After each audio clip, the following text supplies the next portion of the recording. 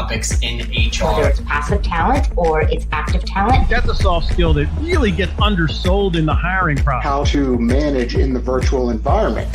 You get a diverse, cultured group of people. It's a win-win for everybody. More conversion from candidate leads. What does that look like in this new virtual world?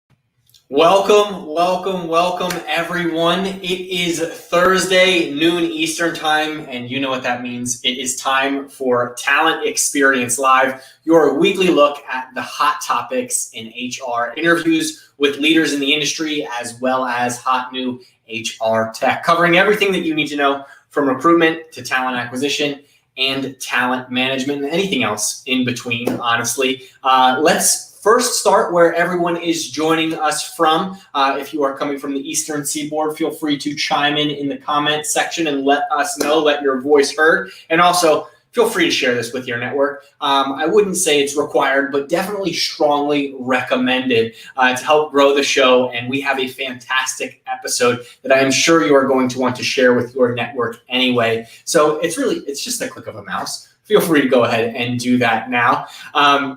If you aren't able to catch the full episode because dogs are barking or you have some meeting that you have to attend to, or really you're hungry and want to make lunch, you can always check out the full episode on our blog post at phenom.com/blogs or YouTube, which is also a very easy way to see it. You can log in there and check all of our, I think, 32 previous episodes at this point, covering fantastic topics from great speakers, as well as some product demos as well. It looks like from the comment section, some people are tuning in where they're from. I see Connie from New York, welcome. And Shane from PA, welcome as well. Thank you so much for joining.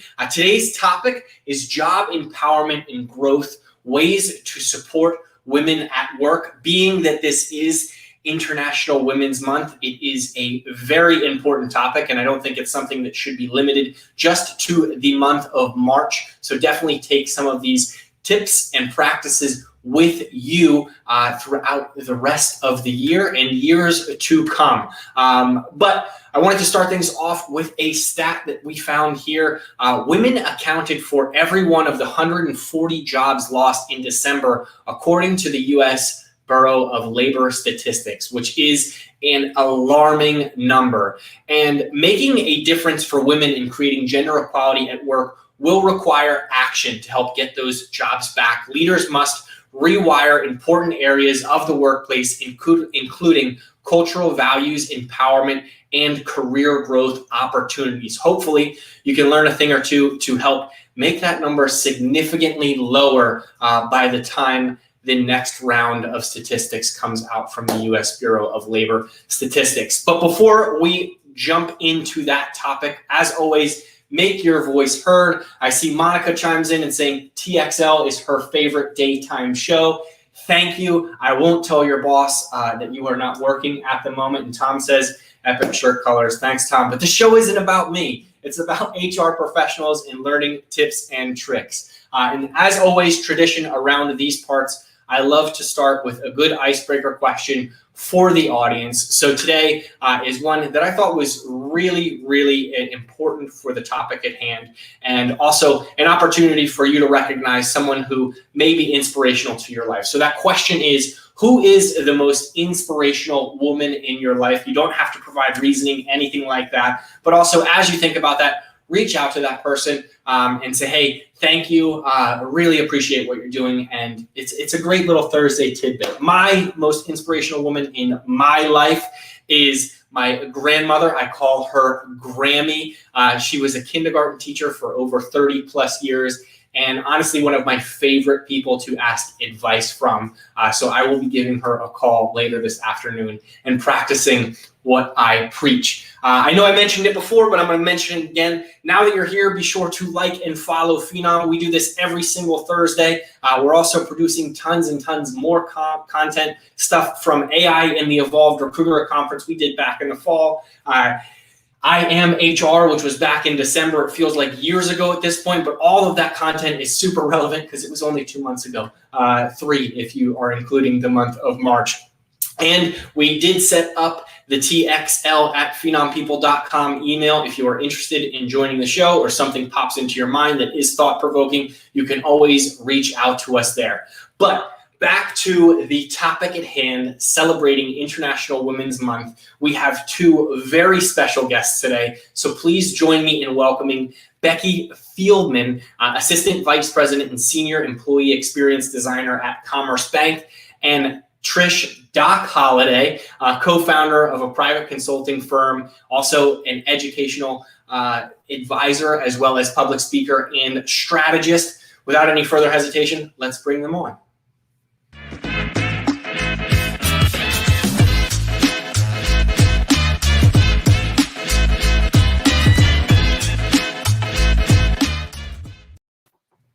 Hello, how are you? Great. Hello, Devin. Thank you so much for joining me today. It's awesome to have you both on. It is tradition around these parts that when we bring guests on, we start off with 2 things. The first is how you got into HR, because nobody grows up saying, I want to be an HR professional. I think everyone's journey is unique, and I love hearing those stories. And then the second is you have to answer the icebreaker question of who is the most inspirational woman in your life. We'll start with you, Trish, and then we'll jump over to Becki if that works. Thank you so much. I'm so glad to be here. This is amazing. Oh my goodness, I can't wait for our conversation. I got into HR through the learning and leadership pathway. So not through compensation and benefits and those other pieces of HR, but while I was in full-time ministry, one of the things I realized was how hungry people in the ministry are for leadership development. And so really found my pathway there and moved into the public sector, into government. And then from there, it positioned me to open my own HR consulting firm. So it's just been an amazing journey of 23 plus years. And that's how I got here today. So, and then when I think about who is the most admired woman in my life, I would have to say my mother. She is a strong, very caring businesswoman. She owned her own business, and that's where I really saw the power of entrepreneurship. She taught me that work ethic is so critical in my career path if I really want to differentiate myself. And then I watched her navigate the tragic death of my father from a very graceful place, and also really using her faith as her foundation. So she's just a true inspiration to me. Awesome. And Becki, your story as well as your inspiration?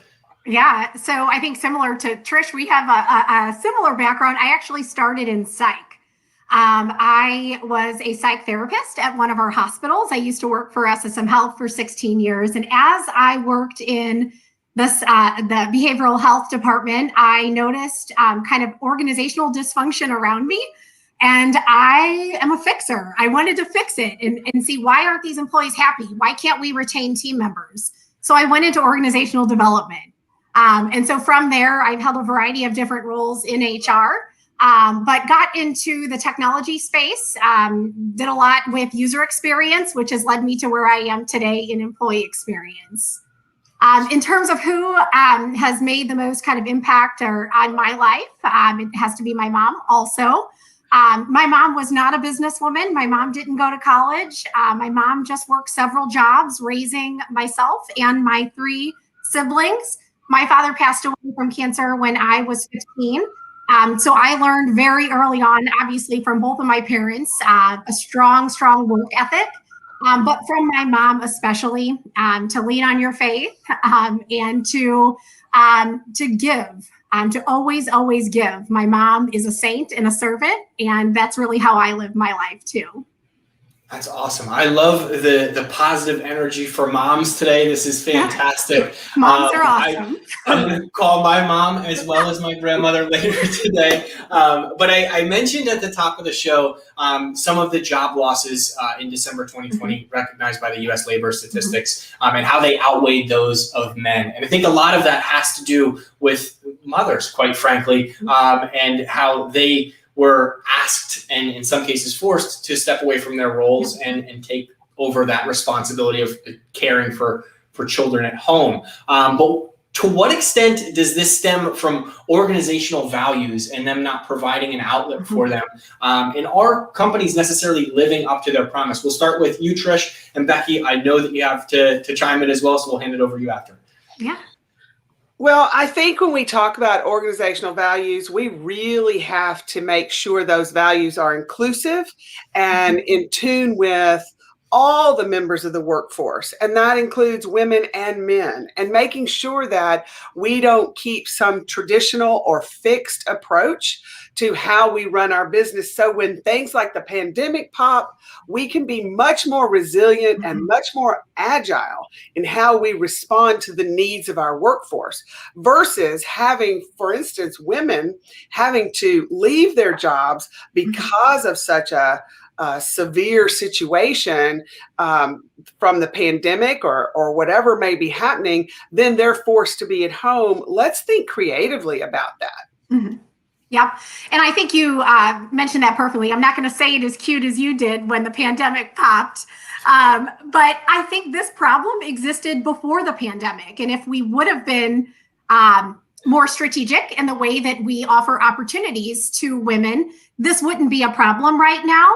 So I think there are really a few things here. And it all stems from, way before the pandemic. It stems from the majors that women choose, the majors that they choose in college. So I'm going to share a couple of statistics and really kind of talk through this. But in that article, that CNN article that I would suggest that everyone go out and take a look at, some of the hardest hit sectors impacted by the pandemic are education, which we know has been female dominated for years, along with hospitality, retail, and restaurants. And so I think the question that you need to ask yourself is why? Why are those so female dominated? Is it because those are professions that women are choosing for a reason to support their lifestyle and their parenting? But I think the other important stat is to note that the pandemic has not impacted all women the same. Black and Latino women are overrepresented in some of the hardest hit sectors, and their unemployment is highest among all women. So again, another opportunity to really look at the fact that this isn't the same for everyone, and that this problem existed prior to the pandemic. And as you might imagine, these sectors don't necessarily offer these women the opportunity to work from home like Trish and I are today. So these women had to make a decision, especially when schools and daycares closed. Right. My sister is a teacher. She teaches special education, and many of her female aides had to make that decision. And that that upsets me that someone had to make that decision to choose between their career and a job that they love and that they're very, very good at, and parenting their children. And this is where I think we really need to focus on that trade-off that women have had to make in this situation, and that women have been having to make for years, again, prior to the pandemic. Well, go ahead. Well, Becki, I was going to say, I mean, you just hit a trigger for me. Is prior to the pandemic, all this is going on, and then all of a sudden, when the pandemic happens, it exasperates it, and now there's all this attention to it. Yes. So we have got to be much more attentive to your point. Yeah. And that's why, my work and employee experience has just started to get more attention. And I say, that's one of the bright lights, I think, of the pandemic, that people are starting to care about it because they have to. And I hope that trend continues, and that it's not just a heartwarming thing that people are thinking about right now, that it's actually employee experience is going to be a strategy moving forward. Mm-hmm. Yeah.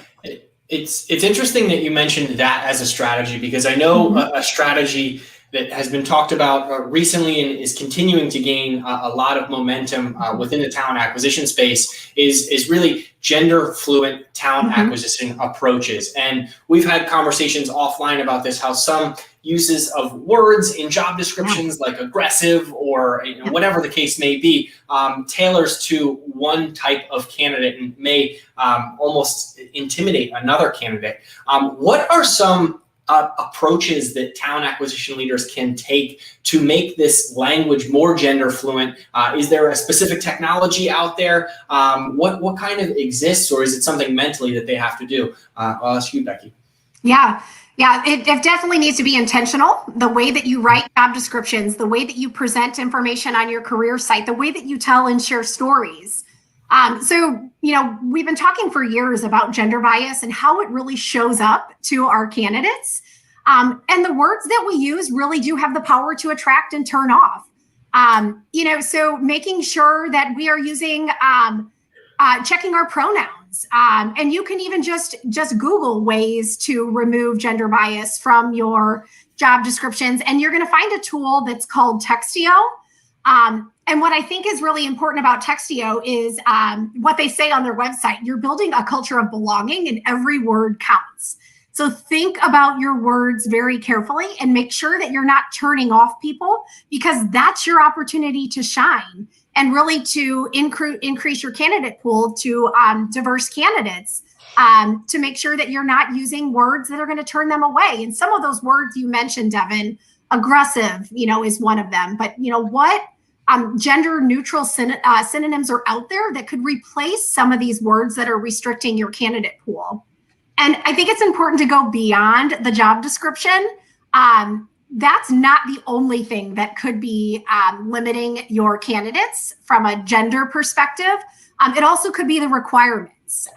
So there's a stat from an HBR article that's a little bit older, but it shows that women are less likely to apply for a job if they don't meet 100% of the requirements. But men will apply if they meet 60% of the requirements.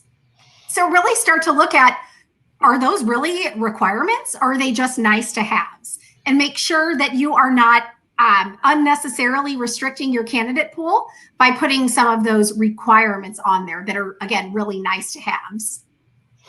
I think too, Devin, that when we think about this, and to add to Becki's insights, is to say, what are we helping women get the right mindset to apply for jobs? Are we helping? Are we teaching? Are we developing women so that they have more confidence and have a personal brand? And I think those things also contribute to helping women step out and say, hey, I can do this, right? And I think that word choice is so important if you want a culture of inclusion. Yeah. And being able to show women that they can succeed there through stories and how you write your job descriptions. That's super important. Yeah.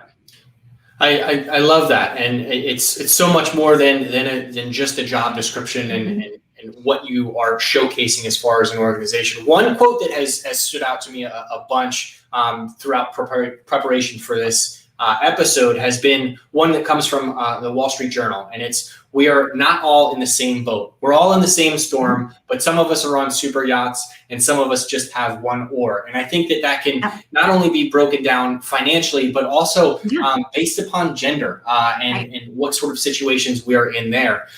So this means that HR needs to take into account which boat every individual is in. What strategies and how-tos can each of you share to make sure that an employee is not only heard, but also supported? And we'll start with you, Trish. So employees that are already within the workforce, Devin, is that what you're thinking about? Okay. Yes. Well, I think it's first of all, I think HR has to be, in order to be a trusted advisor within an organization, they have to be listeners. And the individual matters. I'm a firm believer you cannot lead by group management. And so we have to know our people, and our people have to feel like when they come to HR, they're being heard, what they say, even if in HR it's outside of what we typically think. How can we reposition ourselves to be the people who who employees want to go to versus, for instance, the department of no? How do we become an inviting department where employees feel like, hey, I really am struggling with this. Can I talk about this? And they feel like they're being heard and listened to. Yep. I read an article the other day, Trish, and the one simple answer of how do you inspire and engage your team members, and it's by creating an authentic emotional connection with them. And we think, well, gosh, that's easy, but that's not so easy for some people to really step into that space, especially because all these years we've been told from a business approach, don't bring your feelings to work. Right. Guess what? We really do need to learn and listen to our team members and what their individual needs are. And just like we started off this conversation, there is not a one size fits all approach. Everyone has different needs. So we need to create that safe space for our team members to ask for what they want and need. And we have to be ready to answer those hard questions on, can we support what their needs are? Well, and I think, Becki, you bring up a great point, because when HR presents themselves as so limiting and this is what it's about, here's the policy, here's compliance, and we put up such narrow guardrails, employees don't feel like that's a warm place to be. So we have to model really what we want. We have to show that. They have to see that through our actions, because, words, gosh, I mean, words are words, but if they aren't accompanied with those actions, it seems hollow. Yep. And there are so many different segments of your organization that you may be unaware of. The pandemic has really helped us identify what some of those forgotten populations are. And one of the forgotten populations that has come out of the pandemic is single individuals. So single living alone. And, how are we supporting those team members? So again, that one size fits all approach, it's not going to work for working parents, for single parents, for, folks who are taking care of their aging parents. And so it's really about building out that listening strategy, making sure that all of your populations are represented so that you can hear what their experiences are, because I can almost guarantee you that the experience that all of these segments are having are not the same. And it's really trying to figure out how to close that gap and make sure that you can attract and retain all of those individuals within your organization.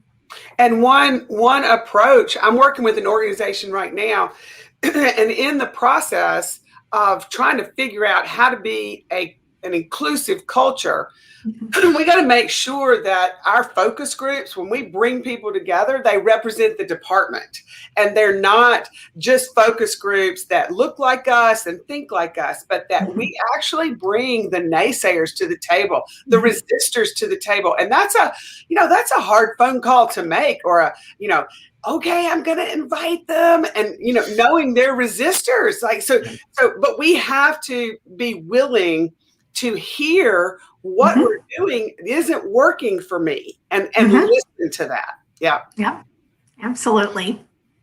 And I just want to chime in real quick. I see Jonathan Dale chimes in the chat and says safe spaces should be the standard and normal everyday working environment. And I couldn't agree with that more. The next comment that I see is from Jen Thomas, and it's about the employee experience. She says, definitely employee experience can't take a back seat anymore, which brings me to my next question for you, Becki. And it sounds like perhaps organizations need to think differently when it talks about women in the workplace, taking an entrepreneurship POV as opposed to creating action-based solutions. Now, that's easier said than done. So how can companies and how should companies reimagine, repurpose, and redesign not only strategies, but possibly even values to keep women at work making necessary adaptations to their specific needs? Yeah, so I think it's really just being open to change and trying to figure out, or trying to really understand what's preventing women from being successful at your organization, whether it's even attracting them or retaining them. What's stopping it? Is it an old school approach? Are you not listening to their needs and just keep doing what you're doing because it's always worked for you before? So I know Trish has a lot of comments around this space, and really, how do we set our women up for success in the work environment, to show women that you can succeed there and that it is a woman-friendly organization? Yeah, and I think you hit it, Becki. It's got to start with the top leadership. And we got to talk about the type of culture that we want. And do we invite continuous improvement thinking? Because if we do, then this intrapreneurship. So think of it in terms of internal entrepreneurs.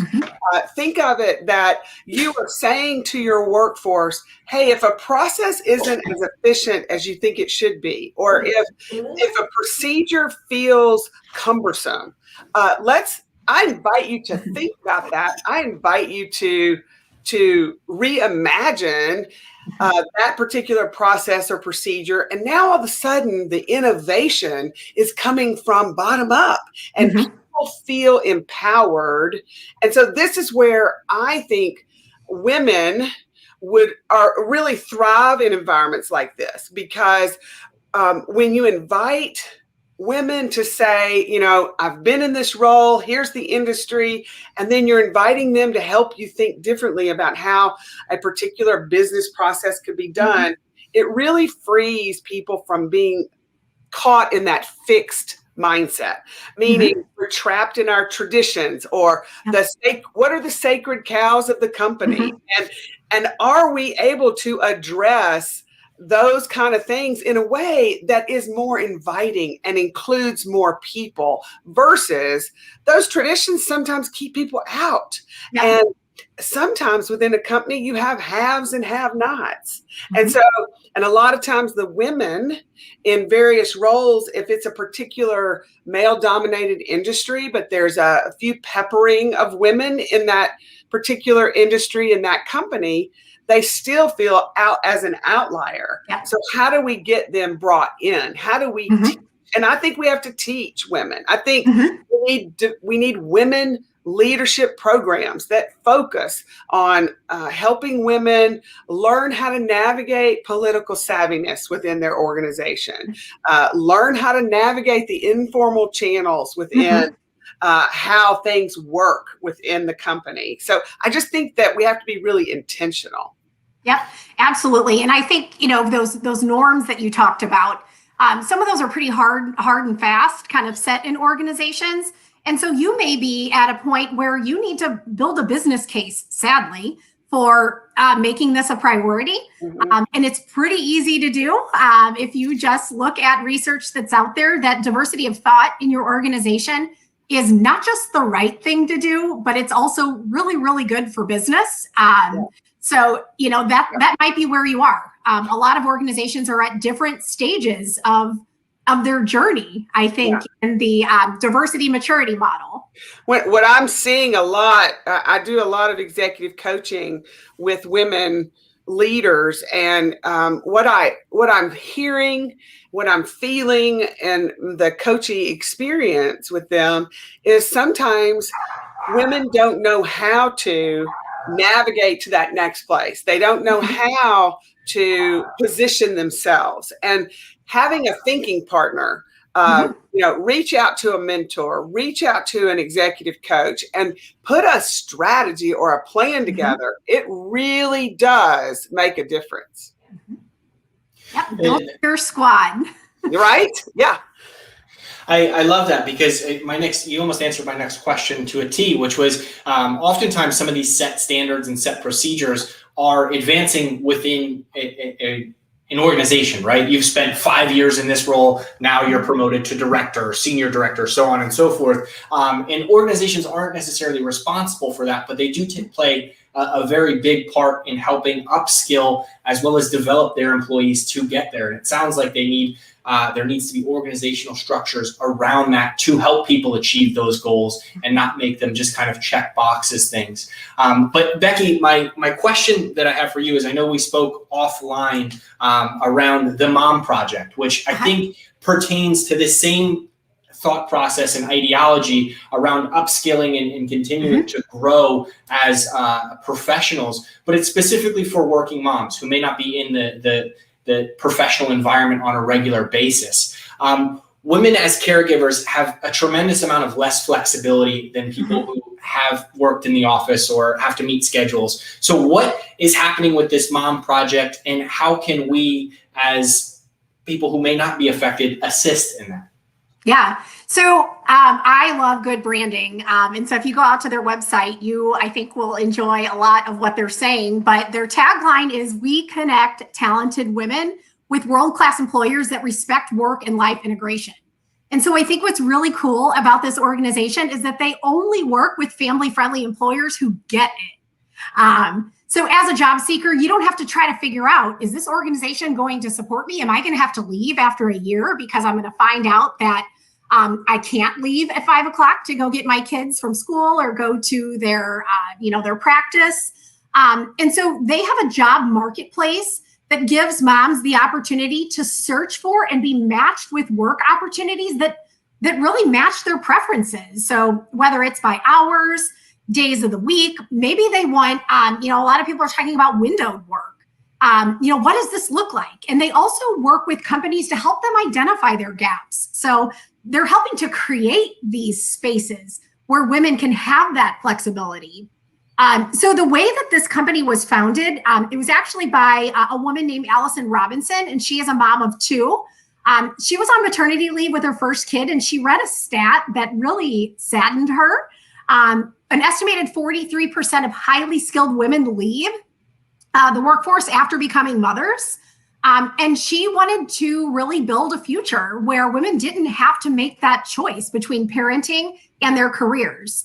And again, that whole premise of women engaged in the workforce, and on their teams is not just good for families, but it's good for all of us. It's good for business. And how can we make that happen?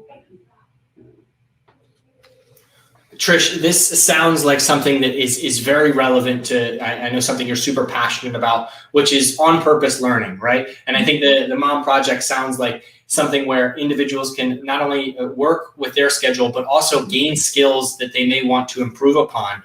But when it comes to someone who may not be in the Mom Project boat, as I mentioned, we're all in different boats. Yeah.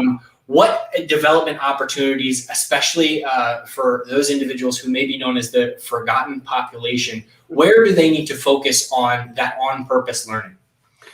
I am passionate about on-purpose learning, and it really, for me, when we talk about on-purpose learning, we're talking about creating development experiences that are essential to the company's business strategy. So now learning is tied to business. It's not just viewed as random, or it's not viewed as fluff. It automatically, if it's on purpose, it means that the top executives say, you know what?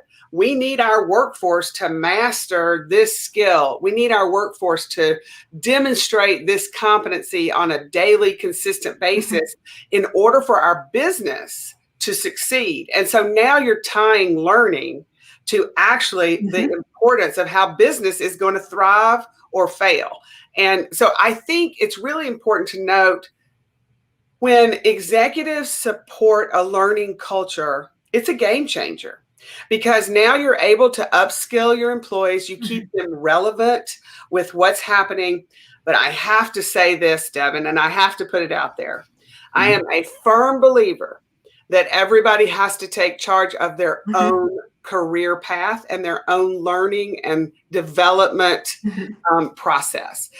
Or I do believe organizations share in the partnership, and that should be creating development opportunities. But I have heard so many times employees tell me, I didn't get picked for this program. I didn't get to go to this program. So I guess, I'll just keep doing what I'm doing. And that's not the right attitude and not the right approach, because what you want is to say, I can learn on my own. I can read. I can be a part of book clubs. I can be a part of mentoring experiences. I can make sure that I myself am contributing at work, value add information that all of a sudden people are like, we need Trish's perspective in this conversation, right? So I think people have to take charge of their own learning in this process. Yep, absolutely. And I was going to pull a book to show you guys, but I think it's propping up my computer right now. But there was a book called The Memo, written by Minda Harts. And we just listened to her the other day, and she said, stay ready so that you don't have to get ready.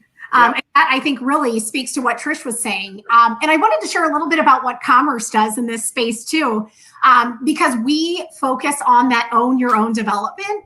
But we really put a lot of emphasis on our team members really getting to know themselves. So we provide a lot of opportunities for them to create their own guide to individual development, and then to plan their path. And we always focus on what types of experiences are you looking for? We're not always asking, what job do you want next? We want to know, what type of work do you want to do? What types of experiences are you looking for? So that's something that one of my coworkers has coined, and I love that, because we're not just talking about moving to the next job. We're talking about building skills. And we really want to be intentional on putting ourselves in places to gain those skills. Well, and I think too, we have to speak up. And women, as women, sometimes we don't, and we don't speak up in time. And I think we have to develop ourselves. We have to seek out opportunities. I was just a part of the Nashville Business Journal's Mentoring Monday experience. I was one of 30 mentors. We had over 300 mentees during that experience, and it was incredible, because now what it demonstrated to me is women coming together to say, how can we champion each other? How can we learn from each other? And that's the power to me, and the impact of it all is when women can collectively help each other think about how to navigate those difficult situations, how to handle those relationships that are really, getting you and causing you tension. If we can support each other, and this is so different from when I was in school. Women, when I grew up, girls, we could catfight now, and girls knew how to fight, and we were not necessarily each other's rah cheerleaders. And we have got to change that. Like in the workplace, we have got to be each other's fans, right? Absolutely. And that has not always been my experience, Trish, sadly.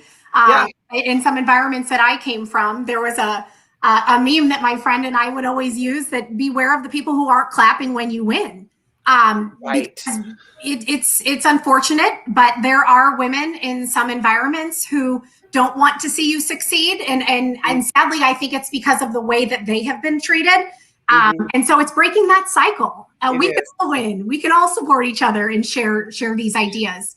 Well, and Becki, you were talking earlier about, when you're going out and you're thinking, what skills do I need to develop? How do I need to get myself positioned for the next opportunity?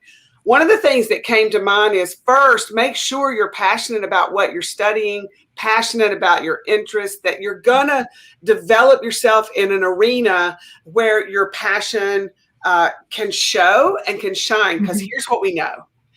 If you are in a role that leverages your strengths, that's where you're going to be accentuated. That's where you're going to shine. That's where people are going to notice, wow, they're going to see your strengths at work. If you're in a role that doesn't play to your strengths, typically that's not sustainable. And so we have to think about what we really want, what we're passionate about, where we're great at.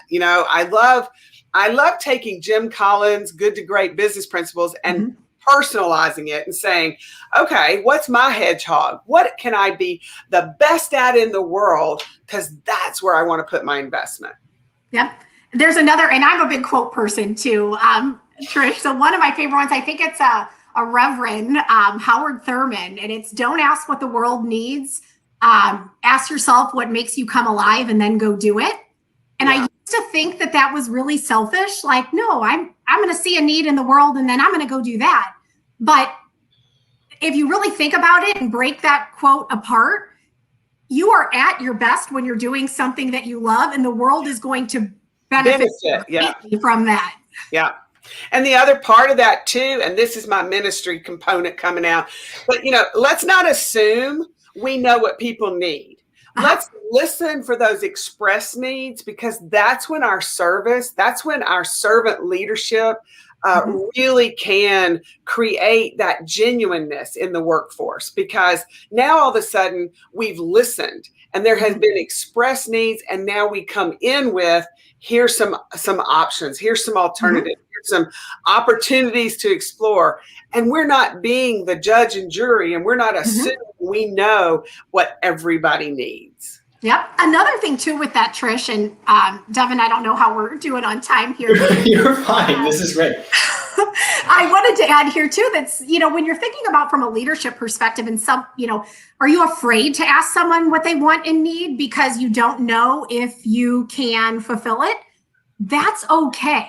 Yeah. Because another question you can ask, and this I think comes from some of Brene Brown's work, and a friend of mine, Justine Fulker, she'll say another response that you can have is, what does support look like from me? What do how can I best support you? That's basically saying, I don't know how to help you, but tell me how I can help you. Does that make sense? It does, absolutely. And a couple of things came to mind as you were sharing that. One, we've got to teach women leaders how to cultivate relationships.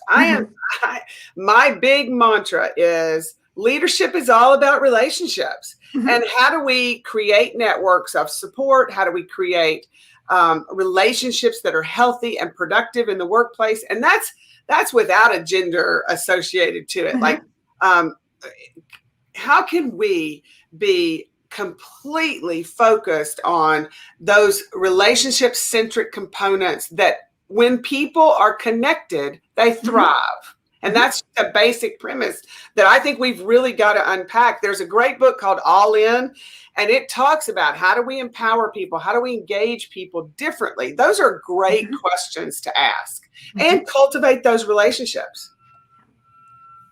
Devin, we don't even need you in this. I was going to say bye, Devin. No, I just want to call out in the chat. Becki and I've got this. Yeah. Diana had a comment here, and this is going to take us back a little bit, but that's absolutely okay. The site for the Mom Project, just go to themomproject.org, I think it is. But one of the other things I wanted to mention about the Mom Project too is they have worked with some organizations on re-entry programs, which I think is so super cool. So reaching out to these talent pools, like, in some areas we really have a shortage of applicants. So, where are those spaces in the industries that you're in? And can you build a re-entry program? And what does that look like to help women start to upskill in things that maybe they were in communications 15 years ago? And gosh, the world has changed in communications nowadays, but how do you upskill those moms who left the workforce and now want to come back? So that they can jump right in, instead of having them be met with, gosh, you've been out of this space for 15 years. What have you been doing? Well, I was raising my kids. And that is a perfectly acceptable response. But how do we help them re-enter? And how do we help them? And Becki, how do we help them talk about that in terms of that experience in raising my kids taught me this, gave me this skill set? How do we help them marry who they are and what they've been doing to the current desired skill set of the roles they're seeking, right? And so not to diminish women because they did that, but help them leverage that to say, what skills have you acquired? I can multitask. I am organized. I am a fantastic planner. Like, let's help women transition into a more, okay, I want to move to a different phase of my life. How do I use that past experience to my benefit, not my detriment? Yep. And Jennifer, thank you. I just saw you put the URL in there. Thank you. This has been spectacular and so much fun. And I know you both just rattled off a number of great resources and to-do lists and things like that. But if you were to keep it to 3 things that you want anyone who may have tuned in earlier or is just tuning in now to use as a resource or a to-do for them to really attack in this upcoming month, year, and into the future, what would it be? We'll start with you, Trish. I think one, stay really current with what are the top leadership resources around getting rid of gender bias, really focusing on learning how to use word choice that everybody can associate with. And then I think really studying how to create this culture of belonging. I think that's a say easy, do hard. Yep. Yeah, I would agree, Trish. I think the simple action and takeaway here is just to start the journey of identifying your gaps. Really understanding, how do you show up in the marketplace? Are your job descriptions, again, gender biased? Are you telling stories of women who are successful in your organization?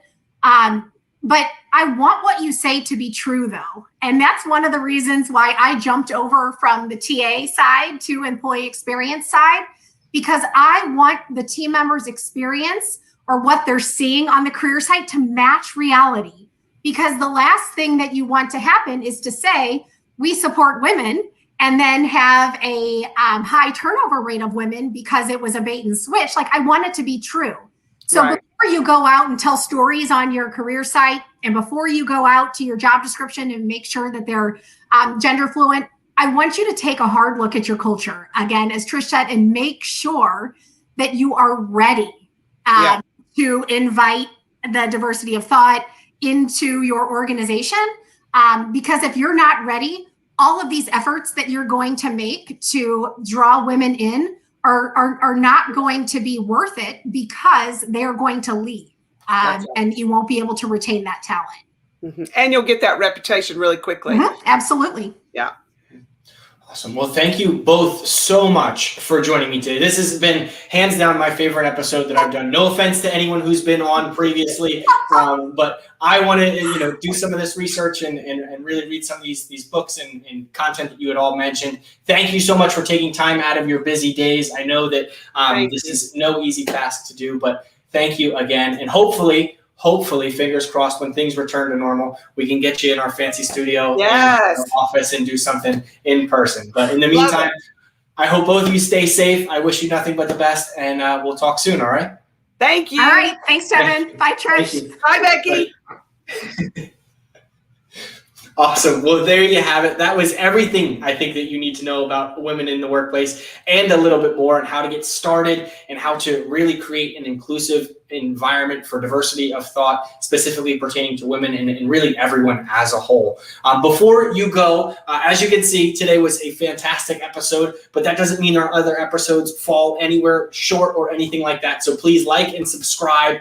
We do an episode every single Thursday with a guest, so definitely tune in. And if you missed any bits and pieces of this, it'll be available on the Phenom blog, which is phenom.com/blog, as well as YouTube, which some of you may already be there, or you can always find it on LinkedIn as well. Just to tease a little bit of last week's episode, which was another great one.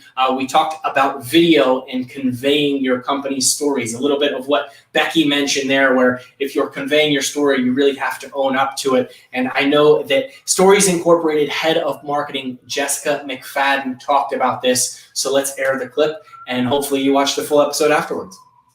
Some important stories that we're capturing now are stories of how companies have cared for their employees in the pandemic, how they have supported them, whether they have supported them through flexibility as they pivoted to a distributed workplace, how they've shown them, empathy and great leadership. Also, we're capturing stories of diversity, equity, and inclusion, because that is really important to all of us right now, but especially if organizations have taken that on as a greater commitment in light of what society has shown us is an essential recently. But the items and the stories that really showcase that support and care, they're relevant now, but they're also going to be relevant for a very long time to come. So getting employees to share how they felt cared for is going to communicate to candidates the real culture of an organization.